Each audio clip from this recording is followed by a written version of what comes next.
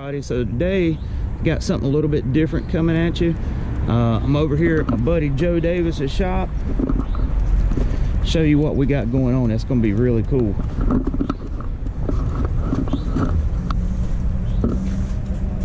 Have you ever seen a wooden crate engine run stand?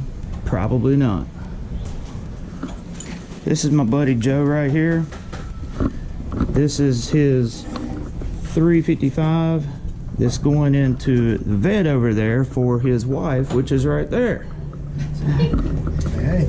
So the reason why we're doing this, both he and I's had a ton of trouble in the past with hydraulic flat tappet cams going flat on us. So we decided to come up with this contraption so we could break the cam in and go through all of that rigmarole before we put it in the car, because I don't know how many people of you have done this, but putting this inside of a vet can be kind of challenging, and so that's not something you want to get good at, is taking a motor in and out. So I'm going to set this up and hopefully we're going to make some noise here in just a second. Joe, tell me a little bit about this motor, what's in it and what's it got and all that good stuff. So what we had was a basic 1980 350 5.7 1980 Corvette motor with 882 smog heads on it. Yeah. Went through with a complete rebuild, bore 30 over with a set of Speed Pro pistons. Yeah. About 9.6 compression now. Oh yeah. A set of Summit cast iron heads. Summit cast iron heads. So basic factory aluminum intake, quadrajet carburetor. Now those heads, they're like, how big is the intake runner on those things? Do you know? I do not know. I think they're 165. 165, 170. Yep. Just a factory. They will make really good power for what they are. I mean. Yep. Camshaft almost spec'd out like a factory L82 spec cam. Yep. So, good Howard grind. Up in the compression, better cylinder heads, a little bit hotter cam. We're hoping for around 350 horsepower. I think that's definitely doable, and that's going to make a fun car with a 4-speed. And since Andy named it Project 007, and the reason why it got that casting number on this cylinder head is 007. It's gonna be awesome. You can see me and Andy used a pallet we got from work, basically on the cheap for zero. Yeah, zero. How much money you think we got invested in this thing? I mean, even if you count the cost of the gauges, we're not talking. We're less than $100. Yeah. Battery cables cost us about $26 for the battery. Basically. Very little bit of money, but the motor set on here real good. Yeah, no, it didn't try to jump off. You know, hoping to reuse it with other hot rodders motors if anybody wants to. The cool part about this is use it. Like you said, this is just a crate that we got from work. I think it was actually an engine crate from a Cummins or something. Cummins diesel. So, but you can see it's built really beefy. I mean, that's like 2x6s, and you know, and made this cradle. Kent Hunter helped out quite a bit too. He's a guy that we work with, and made this rig to hold a radiator. And then we got the battery box and the stand.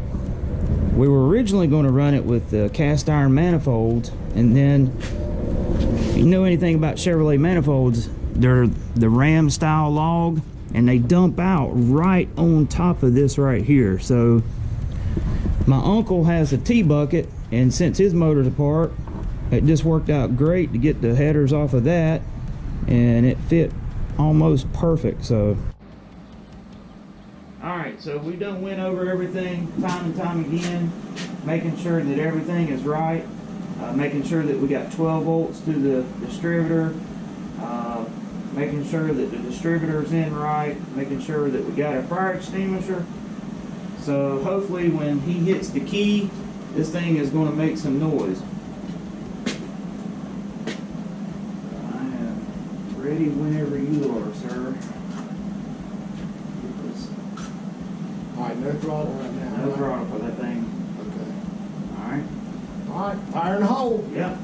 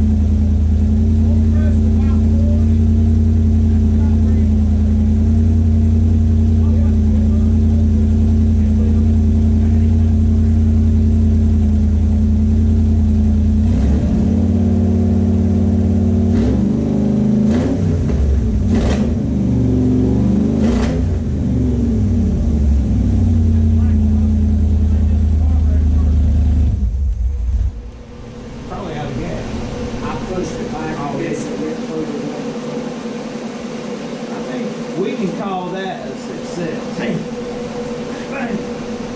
And that's what happens when you get a Ford guy and a Chevy guy together. Ah, thank you. That's right.